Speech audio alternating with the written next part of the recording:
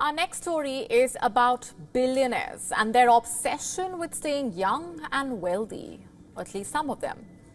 Here's the story. The ultra-rich in the US are freezing themselves so that they can wake up 100 or 1,000 years later into the future.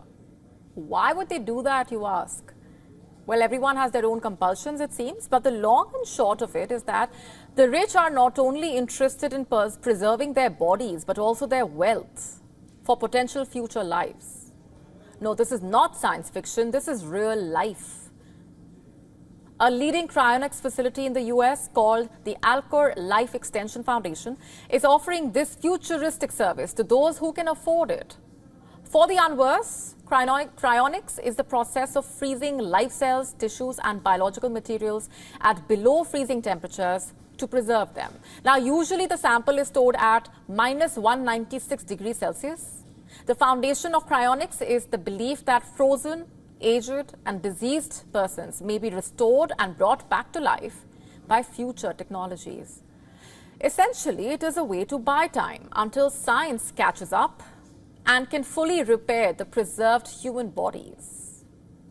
So, the Alcor Life Extension Foundation is keeping people frozen in ice-cold temperatures so that future technologies can bring them back to life. Alcor has already preserved around 230 people. Globally, approximately 500 people have undergone cryonics procedure. There is only one problem here. The process of revival is uncertain. Like I mentioned earlier, cryonics is based on the hope that future medical technology will advance to a point where it is possible to repair the damage caused by the preservation process and the underlying causes of deaths. However, current medical science does not have the means to reverse the cryopreservation process or repair the cellular damage that might occur. Alcor, therefore, is banking on future breakthroughs in nanotechnology and regenerative medicine to make revival possible. I'm sure you must be asking yourself, if revival is uncertain, then why do the rich still go for it? The answer to that question is very clear: to stay young and wealthy forever.